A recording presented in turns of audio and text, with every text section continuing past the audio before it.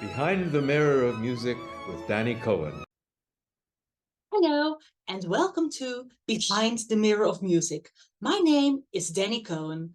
Today's guest is Ria Jones.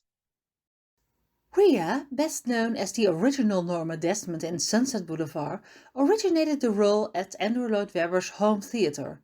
She has performed the role many times over the years. She was also the youngest actress to play Evita.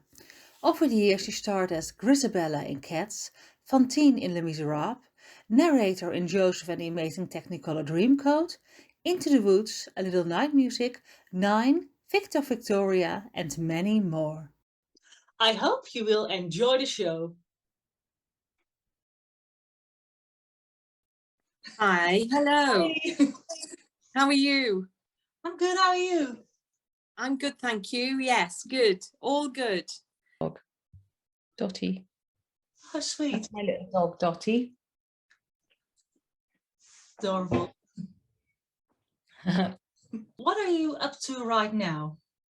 Right now, I'm actually nearly through learning my lines for a first ever play I'm going to be doing at the Menhir Chocolate Factory in London. And it's a Alan Bennett play called Habeas Corpus. It's a farce, a comedy. And I play the housekeeper, Mrs. Swab. I asked my agent to try and get me an audition for a play because I've always wanted to do a play, and my passion is comedy. I love comedy. And lo and behold, within a couple of weeks, I had an audition for not only a play, but a great play by a great playwright and a wonderful director, Patrick Marber, who is a writer and a director. So I'm always wanted to work at the Menhir, so it's ticked a lot of boxes. It's ticked the play, it's ticked comedy, it's ticked a great director and a great venue. So I'm getting pretty excited. I start rehearsals on a week today. So I'm trying to be as best as I can off book, know all my lines by next week, and certainly the second week, because I think the director wants us off book by then. And yeah, so that's what I'm doing at the moment. And it's exciting because it's a completely different, I suppose, avenue for me to explore, one I've always wanted to dip into. And sometimes it's really hard being seen for plays when you've got a CV full of musical theatre, concert work and singing. It's hard to then be taken seriously. But luckily, Patrick Marber, the director, loves musical theatre and loves the energy that we bring to a room. So I'm looking forward to it. It's a challenge, and that's what I wanted. Does it feel very different from a musical theatre acting? Very, very different. Yes, yes. It's well, I say it's different, not really, because I suppose you approach a script in the same way in a musical, but of course you have the songs in the middle. But I always see songs, I've always said a song, a musical is like a string of pearls. The pearls are the songs and the string in between is the dialogue. And as long as you get them, you know, you can perform them seamlessly, I think it really works. But if it jars, or if you get it wrong, then the string of pearls is broken and the pearls scatter everywhere. So I see a musical as like a string of pearls, and the pearls are the songs. So a play is going to be different. I've got a few little lines of singing in it, which made me laugh because I thought first play, I'm not going to be singing at all. And then all of a sudden I turn the page and I go, oh, I do sing a few lines from a song from 42nd Street, which is a musical I've done twice, once in Paris and once in Britain, in Leicester. How did you know you wanted to work in musical theatre? I sort of fell into it. I'd always watched it as a child. My mum was in the business. My mum was an opera singer, trained as an opera singer. My father was a singer. And I grew up within the household with music, and my mum loved musicals. So all the musical films that used to come on TV, I'd watch. I'd go and see the local amateur dramatics do the musicals. Once in a while I'd come up to London to see the shows from Wales. And then I sort of just fell into performing as my career. I never sort of sat down and thought, that's what I want to do. That's what I want to do for my career. It just sort of happened. I got paid for singing one day and thought, this can't be bad. And it honestly, I just fell into it. And I left home at 16 and I played the narrator in Joseph and toured with that and cut my teeth. Rather than go to drama school, I guess I learnt on the job. And then my next big break was Evita when I was 19 with Hal Prince, where I played alternate Eva Peron in the Opera House in Manchester for almost a year. And then I got into chess, into the West End. That was my first West End show. And I didn't even audition for that. That was very lucky. I literally swapped places with one of the girls in the ensemble. She took over from me in Evita and I took over from her in chess. And it was the same musical supervisor. So we just thought that would be easy. So we just swapped. And I was in chess for a year. And then after that, or just over a year, I got Cats, and where I stayed for 2 years. And that was playing Grizabella. And I was, baby, 21. But at that age, you think you're all grown up and everything. But I look back and I think I was so young playing those big roles, very young. So when I reached my 30s, it was like, well, I've done a lot of the roles I sort of can do now at a younger age. So, yeah. You're actually, I believe, the youngest Evita ever.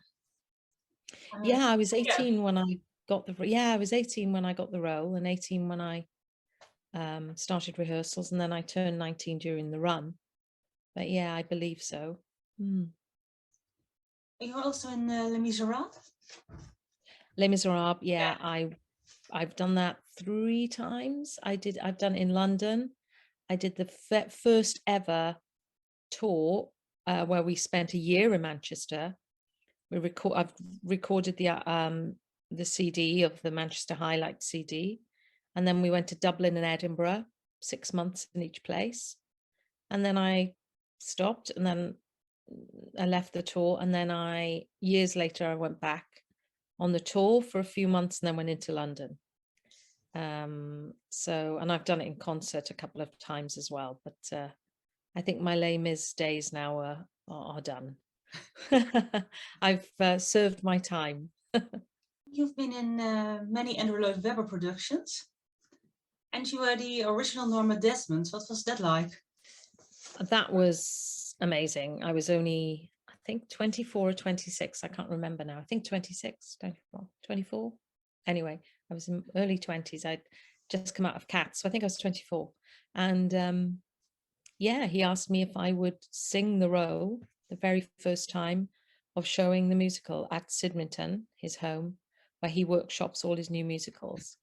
And I was very honoured and delighted. And I found the letter the other day that he wrote me on an old-fashioned typewriter, which thanked me for bringing Norma Desmond to life.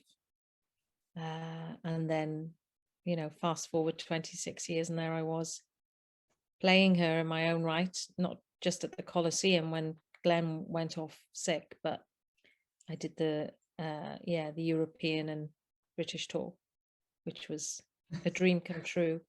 Because normally in those roles, big roles like that, they tend to cast a big star name. But I think on the back of me, having such a big success in London when I went on for the 4 shows, I think the producers thought, well, let's put her in the lead in the role and take it around the country, because it got such a lot of press. I think people heard the story, and so I think wanted to come and see what all the fuss was about.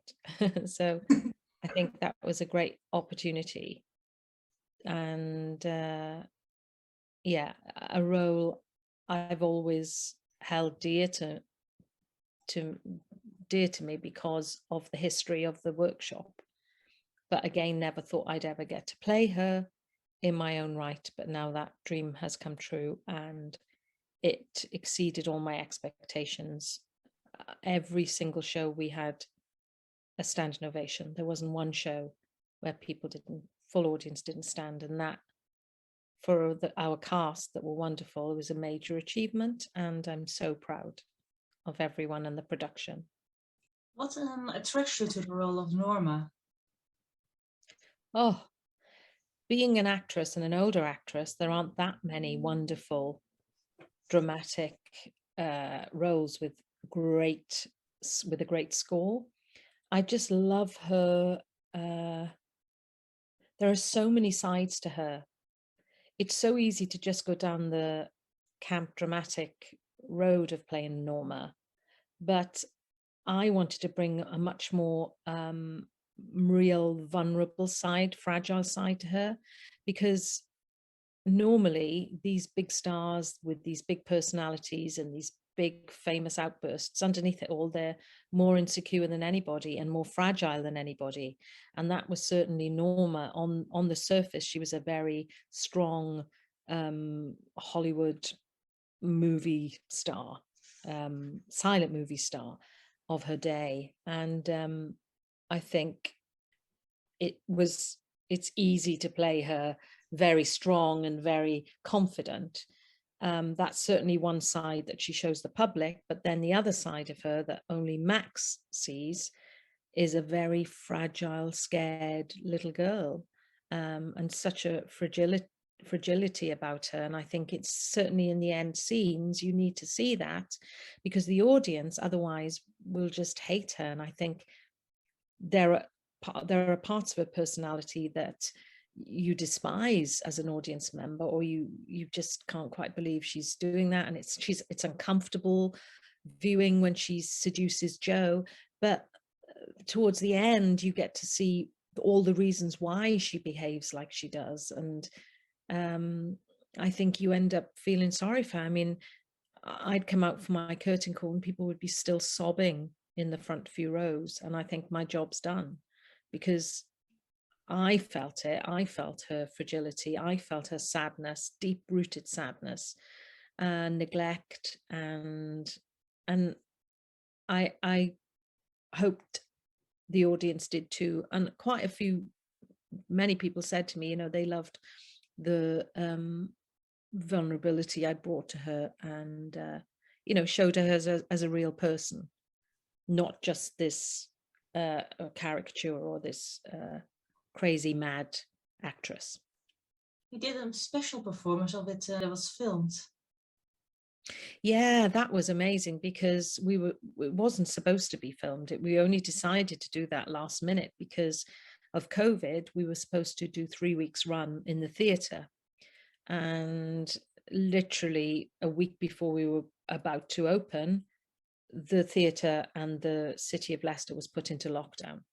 So rather than cancel it completely, Nikolai, the director, decided to film it and then show it as a stream. And it was terrifying because we didn't have days and days to perform it and to master camera work or anything like that.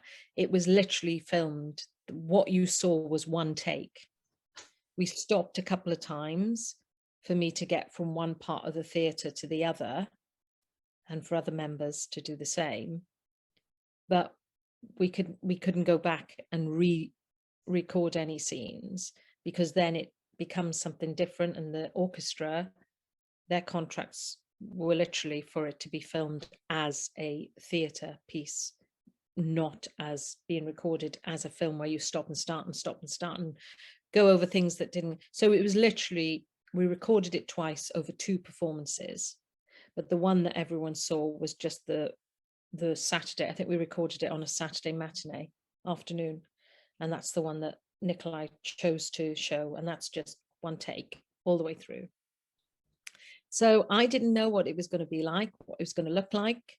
I watched the first performance peering through my fingers because I was terrified of how it looked and how it sounded, but I was thrilled how it came out, because unlike theatre, film can, the close-ups it can get of your expressions. And because she was a silent movie star, all her expressions are very exaggerated. So Norma's very exaggerated. And in theatre, you have to be very big on stage to get that across. Of course, in film, I was worried that it would be too much, but I didn't think it was, because that's what her style of acting was back in the silent movie era. So when the camera panned right in at the end, you know, and got to see the grotesque makeup on my face that she just literally throws on, because by that point she's lost her mind and she sees herself as Salome and this beautiful young woman, and she almost looks, I wanted her to look like clown-like, almost sad, tragic. And with the camera getting close, you got to see every tear and every, you know, emotion in my face and every wrinkle. Which musical besides Sunset Boulevard was your favorite to do? I liked doing Anything Goes, played Reno Sweeney in Anything Goes. I loved that. And I also liked, complete opposite, playing a role called Mrs. Overall in Acorn Antiques, which is, I don't know whether you ever heard of the wonderful writer and comedian Victoria Wood. Yes, fabulous. Yeah, amazing, a national treasure, and I miss her dearly. And I think the British public miss her dearly as well, and of course all her family and friends. But she was such a clever writer, and she wrote this amazing role for Julie Walters, which she performed in the West End. And then when they took it on tour, Victoria ended up directing it, and I played Mrs. Overall, and it was an honor, such a great honor to work with her and become friends with her and laugh with her. And yeah, that was a real special moment for me. I think a lot of people were so surprised when they heard I was playing her, because it was so far away from any other role I'd played before, which is normally the, you know, the leading lady, the sort of your Fantines, your Evitas, Renos, not all these sort of, you know, leading ladies to Mrs. Overall, the cleaning lady with a hump. But it was great fun. I would love to play her again.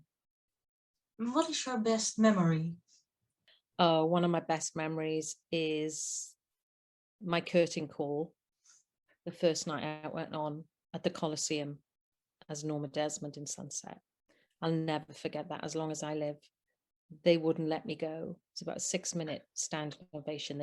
I kept going off, I kept coming on, going off. They were just, it was quite extraordinary. That, and also after I finished my first song, With One Look, and the place just erupted and wouldn't let me carry on the show. Oh, sorry. That was, yeah, that was special moments. Yeah. What is the funniest thing that ever went wrong or happened on stage that was unexpected? Well, one of the ones that jumps to my mind always when I'm asked this question is when I was in Evita, and it was during her death scene. And which isn't funny, of course, but this particular performance, I decided when I fainted to close my eyes for dramatic effect, forgetting that there was a big iron hospital bed on stage, and I hit my head on the corner of it. And I thought I saw stars, and I thought I'd cut my head open. And I remember looking at the mirrored door on the set to see if I'd cut my head. I hadn't cut it, but my head came up like an egg. And I had the tight Evita wig on, so the wig was getting tighter and tighter around my hairline because my head was swelling as well. And I remember making it off stage, and after my bow, I just collapsed, and they took me to A&E. I remember walking into A&E, and I still had my Evita death makeup on and my white hospital gown, walking into the hospital, into A&E. Eva Peron has risen. That was, yeah, that was special. Other than that, I don't know. Oh, during Sunset, we had a car on stage that was really heavy when she arrives at Paramount Studios. And it was very clever. It was sort of half a car, because it was sometimes in films, you know, the cars look real, but then you turn around the other side and they're cardboard or whatever. So this was like a prop car, but it was really heavy and had Max in the front and me and Danny in the back, Joe, and they started to push us on, and it was a raked stage, and I could feel the car veering downstage, veering faster and faster with us in it to the orchestra pit. And I was like, oh my God. And this is while we were still trying to do our lines. And then out of nowhere, about 4 crew members ran on to hold the car and managed to turn it back up. But when we got off, when we got into the wings, the car had come so far down that I couldn't get out of the car. There was a flat in front of me. So with my glamorous Norma costume on, I hitched my skirt up, jumped over the bonnet of the car. Of course, by which point Carl, who was on stage, had finished his lines and we hadn't got round to come back on stage. So Carl, I thought, would ad lib, but he was just silent, and my mic was live because it was just still doing the show, and all you could hear me was saying to Danny, say a line, say a line, say a line. Off stage, you know. Oh, and then we walked on stage as if, you know, nothing had happened. Or it was, we laughed about that afterwards, how it must have looked. Must have looked like Carry On, one of the Carry On farcical, trying to be all glamorous, arriving at the Paramount Studios. Oh, and the car nearly ended up in the pit. That was funny. Yeah. What was it like to work with Glenn Close? Oh, it was exciting, and it was fascinating. She let me sit in on all her rehearsals. So that was, you know, a great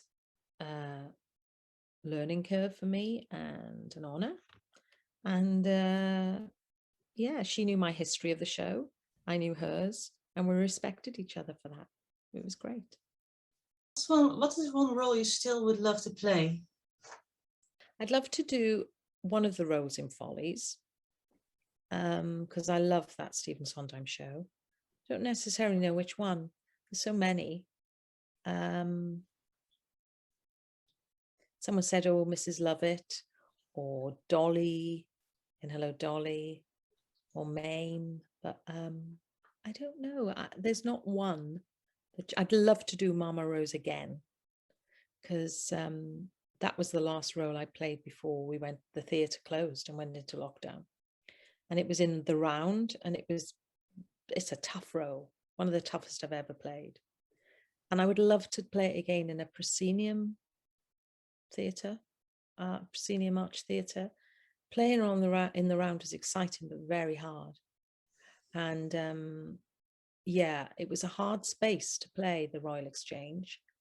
The sound, I found it hard because it's round and in a pod as such. This sound seemed to disappear upwards. So you didn't feel as if you were getting a lot back from the audience. But I think I'd love to tackle Mama Rose again. And I don't know, Mrs. Lovett, God, that's really hard because that's a hell of a lot of lyrics to learn. Anything Sondheim's tongue twisters. But maybe I'd like to play Desiree in A Little Night Music. That would be lovely. Yeah, Desiree. That's a great role, yes. Yes, lovely. We've reached the end of the interview. Is there something you would still like to tell, or a message you have for theatre fans? Theatre fans, thank you, and thank you again, because without you, I wouldn't be able to do what I do. And I just feel, yeah, keep listening, keep loving music. It really is the healer of everything, music. You put music on and you feel better, you feel sad, you feel happy, you feel it's just wonderful. And I think when you have an audience, especially in live theatre, and you're living that moment together for that one night only, it doesn't get much better than that. So thank you all for listening, for buying the tickets, and for being just as passionate about listening and watching theatre as I am to perform it. Thank you so much. My pleasure. Behind the Mirror of Music with Danny Cohen.